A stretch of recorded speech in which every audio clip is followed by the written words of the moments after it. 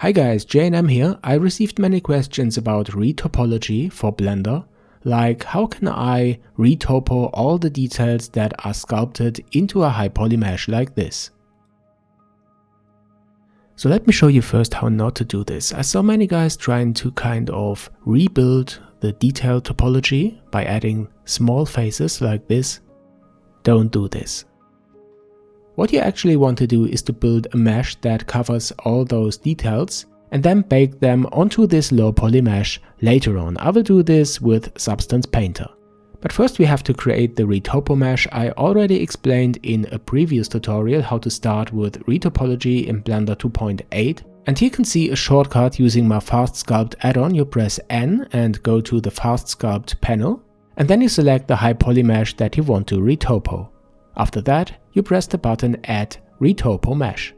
And that's it, now you can start. I won't show the full retopology, I just want to explain the principle.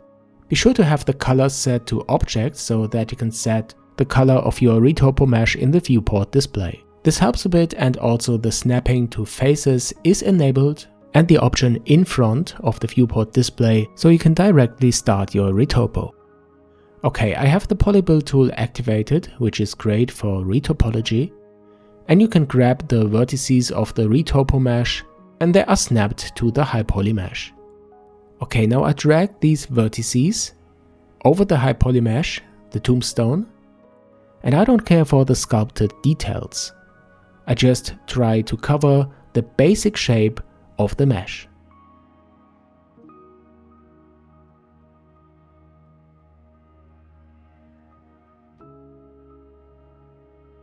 An option would have been here to use the mirror modifier, because the high poly mesh is kind of symmetric, but I just want to show the very basics here.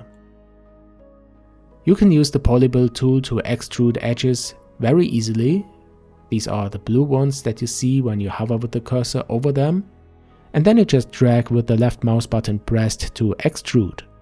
Alright, now I have to add some edge loops, and I press Ctrl and R to add them. And I also switch to the X-ray mode so that I can see the high poly mesh. Okay guys, I'll speed this up now a bit. Because I'm using the same procedure, I just add edge loops and then I adjust the locations of the vertices.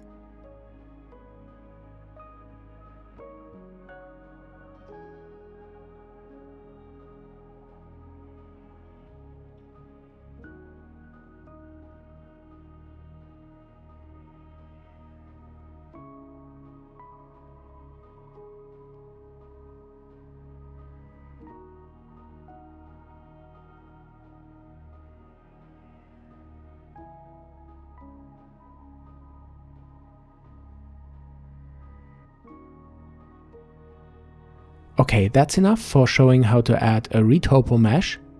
Now I switch to object mode and add a smooth shading.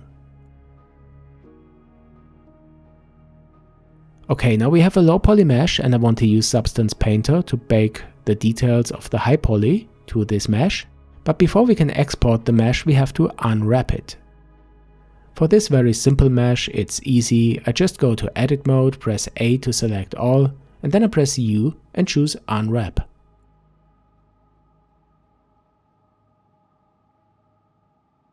And now you can open the UV editor to see the layout of the UVs. And that's not the best UV layout, but for this simple demonstration, how to bake details onto a low poly mesh, it's good enough. Okay, the next step is the export. I'm going to export as FBX, so I have my low poly mesh selected and choose File, Export FBX. Select Mesh to export the mesh only and selected objects. And as you can see here, I already exported it before as Tombstone Front. Then you can press the button Export FBX and that's it. You can also see here the Tombstone 5 FBX, which is the high poly mesh that I exported using the same method. Okay, great. Now I start Substance Painter and I'm going to create a new project. I choose File, New, and in this dialog I select the FBX of the low poly mesh that we exported. The other settings I keep as they are and then I press the OK button. And here's the mesh. You can see it's very simple. No details, nothing.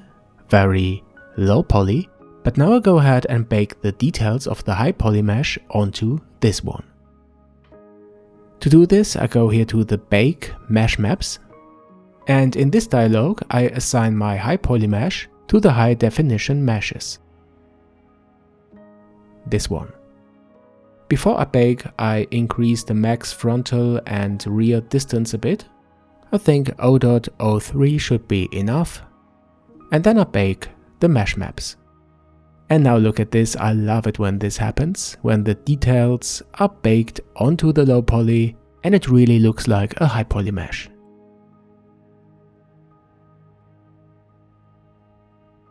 And as you can see, we don't have any bake issues, artifacts. All the details, the cracks and damages are there.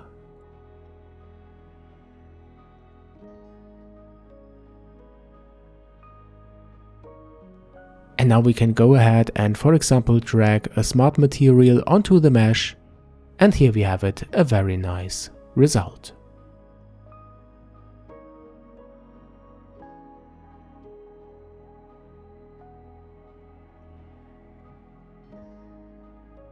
Well guys, that's it again. I hope you liked this short tutorial. If you do, then don't forget to subscribe if you haven't already. And if you have any questions, then add these to the comments below.